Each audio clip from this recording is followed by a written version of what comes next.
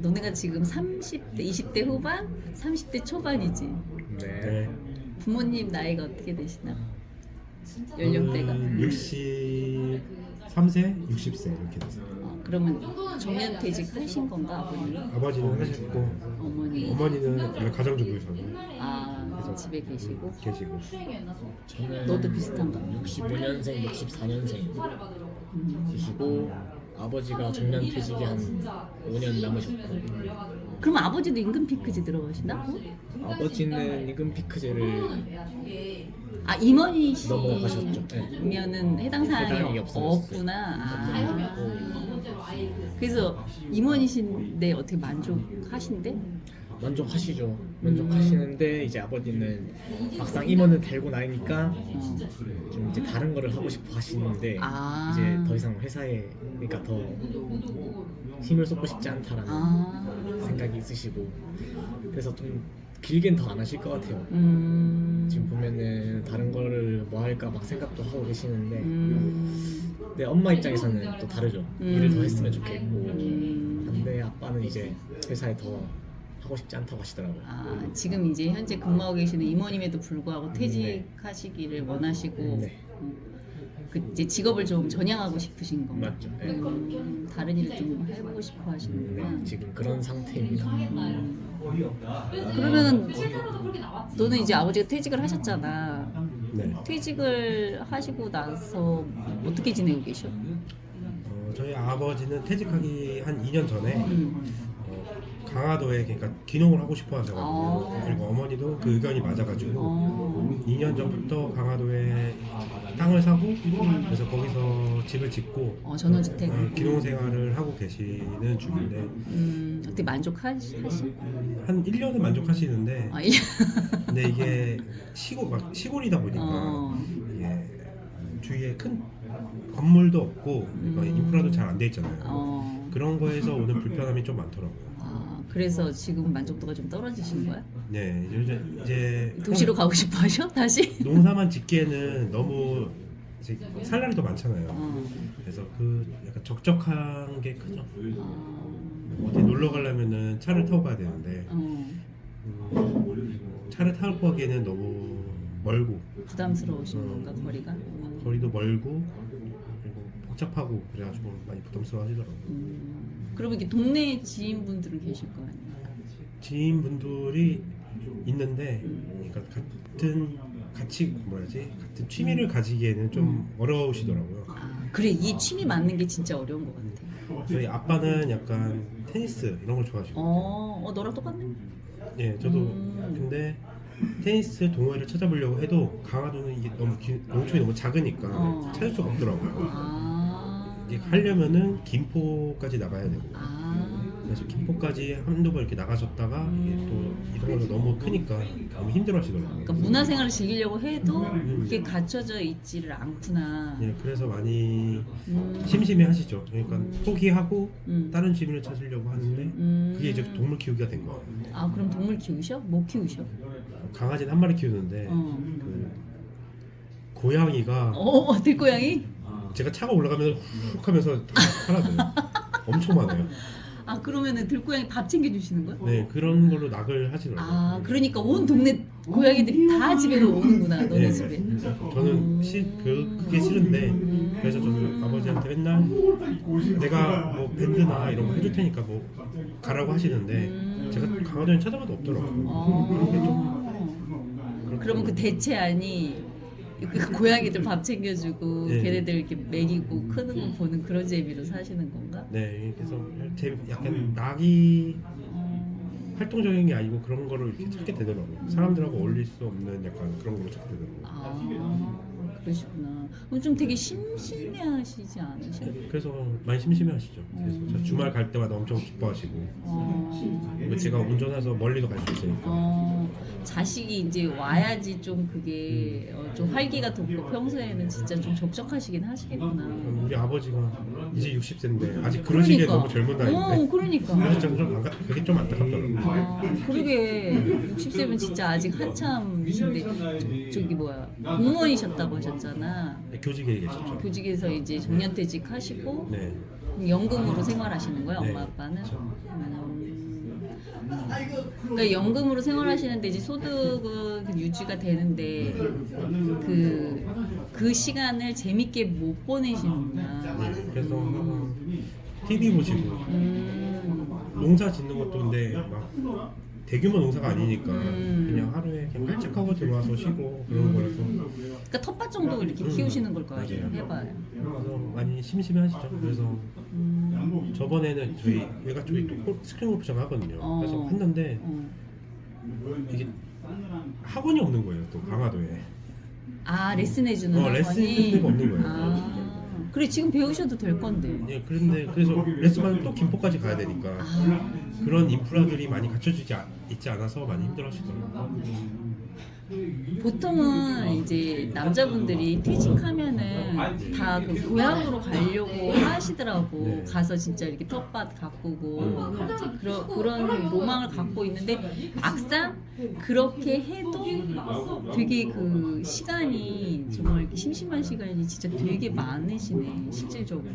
네, 저희가 어머니 고향으로 간 거잖아요. 음. 근데 어머니가 어렸을 때 그 향수를 가지고 간 거거든요. 어. 근데 막상 이게 가면 친구들이 몇 명 있긴 한데 헤어져 있던 시간이 너무 길잖아요. 그렇지. 그러니까 이게 각자 가정이 더 중요하고 아 그렇지.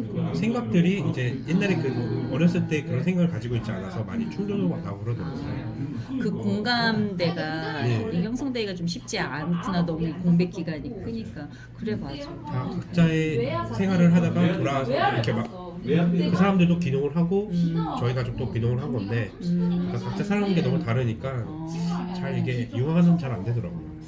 그럼 강화도 저기 뭐야 그러면 병원도 큰 데는 없을 거 아니야. 김포에 나가야 된다는 거잖아. 병원은 있긴 한데 근데 그러니까 큰 병원. 당연히 작은 병원들이 있겠지. 큰 병원이 있어요. 아 큰 병 있어. 있는데 사실 잘 믿지 못하겠어요. 아 신뢰가 떨어져. 네, 사실 이름 있는 병원, 대학병원이 사실 믿음직하잖아요. 그치. 네, 사설 그냥 큰 병원은 좀 약간 완전히 믿지 못하는 그런 게 있는 것 같아요. 저희 부모님도 그렇고 저희 외가족 이번에 안 좋은 일 있었는데 그때도 그렇고. 결국에는 이제 진짜 좀 아프시면은 큰 대학병원 도시로 나가서 검진하고 하시는구나. 치료도 하고. 그렇죠. 그러면 아직 젊으셔서 이 생각까지는 안 해봤을 것 같긴 한데 네, 부모님 이제 자녀가 어떻게 너희 형제가 저랑 여동생. 여동생 그러면은 너가 이제 장남이네 외동아들 외아들 그러면은 부모에 대한 그 부양에 대한 어떤 부담감 이런 거는 아직 체감이 안 되겠지 아직 시기적으로. 이 인터뷰 제가 하기 전에 어제 말씀을 주셔가지고 생각을 해봤는데 사실 이렇게 와닿는 건 없더라고요. 근데 제가 만약에 부양을 하게 될 그런 시기가 오면은 저도 그때 가정이 있으니까 그치 당연히. 제가 모시고 살기에는 사실 부담이 많이 될 것 같아요. 그래서 저는 지금 아버지가 이렇게 친구를 사귀기를 이렇게 원하는 이유가 친구들하고 같이 즐겁게 지내면서 서로 아프면은 서로 알 수 있고 약간 그렇게 지냈으면 좀 좋겠더라고요. 저희 만약에 아버지 어머님이 둘 다 계시면은 서로 같이 살면서 무슨 두 분이서 해결할 수 없는 일은 저한테 전화해서 해결할 수 있고 이러면 좋겠는데 한 분이 돌아가시면 그러면 저는 친구분들하고 이렇게 지내면서 서로 아프면은 서로 돌봐주고 이렇게 지냈으면 좋겠어요.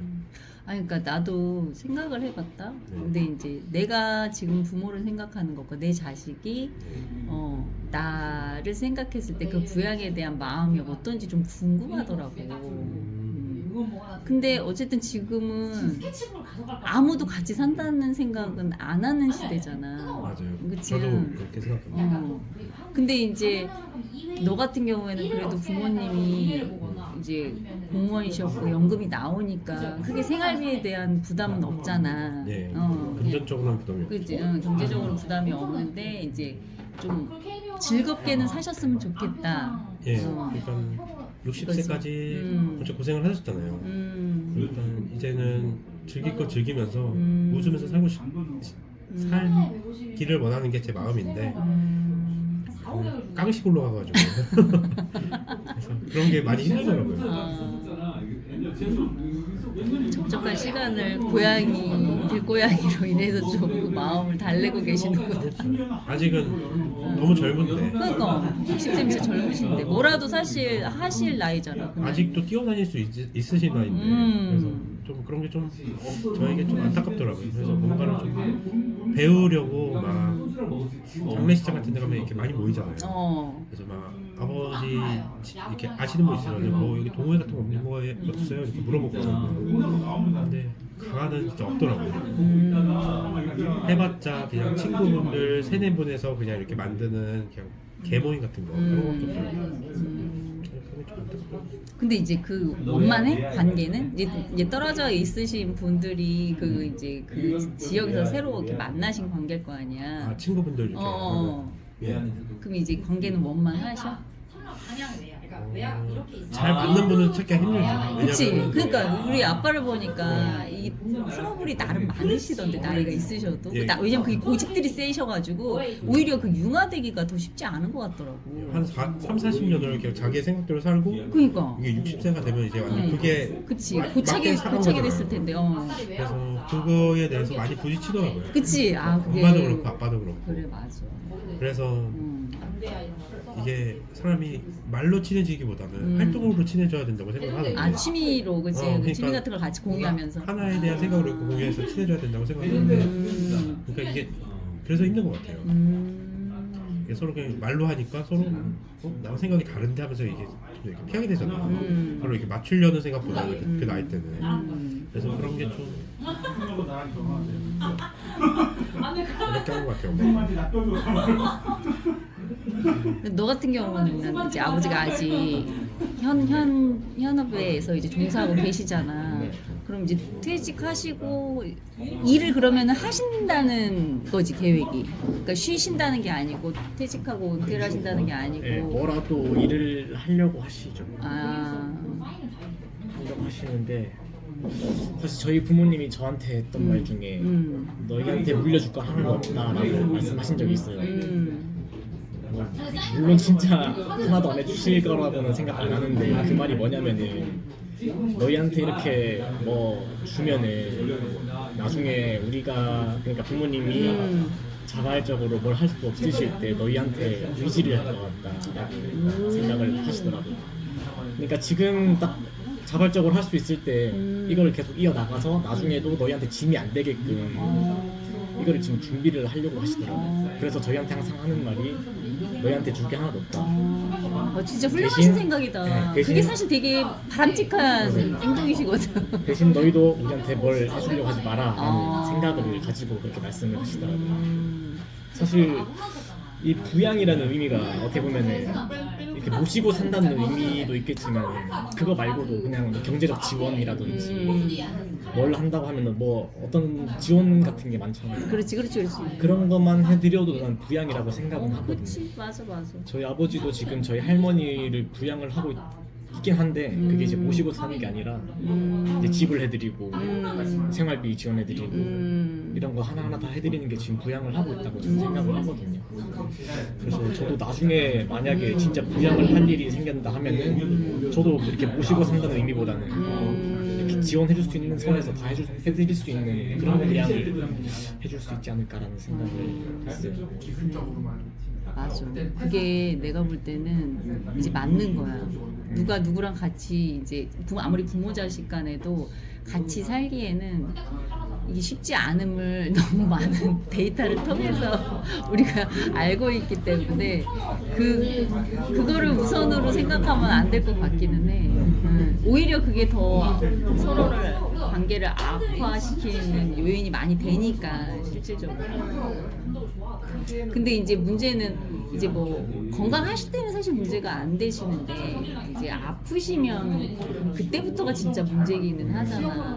왜냐면 그렇게 내가 생각을 하고 있다가도 내 부모가 아파서 먼저 누워 계셔.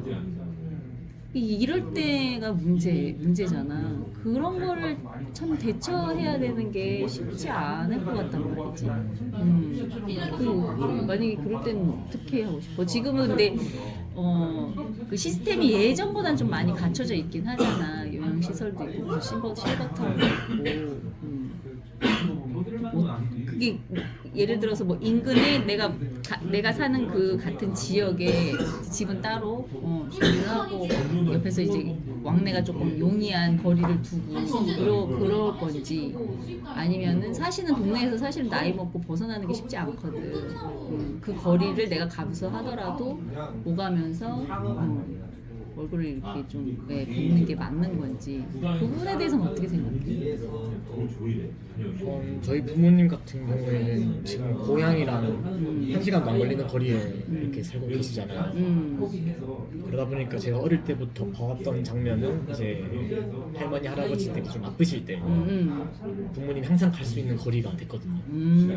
그래서 만약에 병원에 가야 된다 퇴근하고도 이렇게 모시고 갈 수 있는 반차를 내서라도 이렇게 충분히 왔다 갔다 할 수 있는 거리가 돼가지고 큰 어려움은 없으셨던 것 같아요. 물론 가고 오고 하는 게 귀찮으셨을 수도 있겠지만은 그게 이제 여건은 괜찮았던 거죠. 그래 환경이 그러네. 네, 그래서 그거를 봐왔던 저로서는 만약에 멀리 떨어져서 지낸다, 부모님과 만약에 떨어져서 지낸다 하면은 그럴 땐 저도 진짜 어떻게 해야 될지는 좀 생각을 안 해본 것 같아요. 지금까지 봐왔던 그 부모님의 모습이 좀 많이 다르다 보니까. 이게 나도 이제 내 부모가 정 같지 않으시니까 그런 거에 대해서 막연하게 그냥 걱정만 되지 구체적인 계획이 사실 잘 안 세워지기는 하더라고요. 이제 그건 또 있어요. 이제는 뭐 거리는 가깝지만 병원도 그냥 왔다 갔다 매일 할 수는 없는 실정이고 사실. 그치.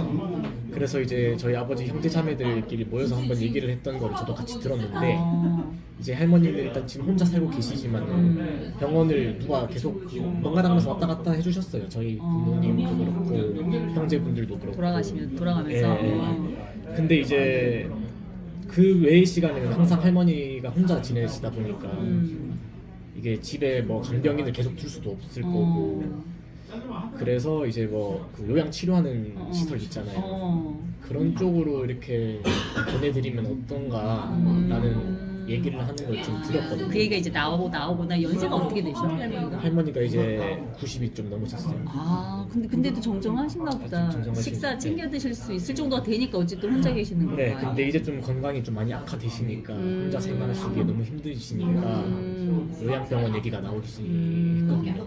본인은 원하지를 근데 않더라고요. 그렇죠. 할머니는 이제 원하지 않죠. 거기서 이제 좀 그래서 할머니 얘기를 들어보면은 마음이 좀 아프지.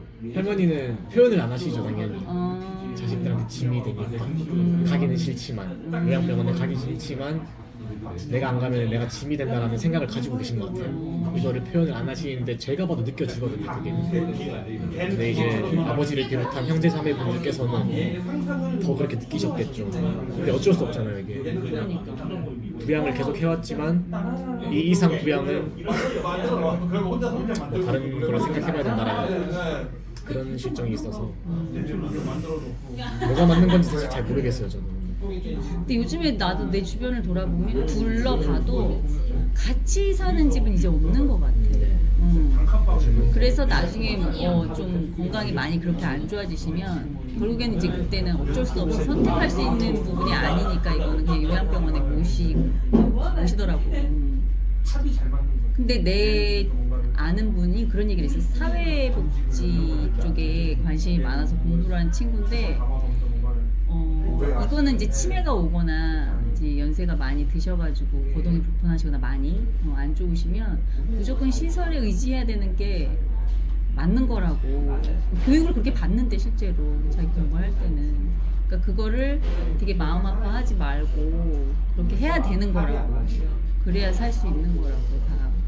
그 얘기를 한번 하긴 하더라고.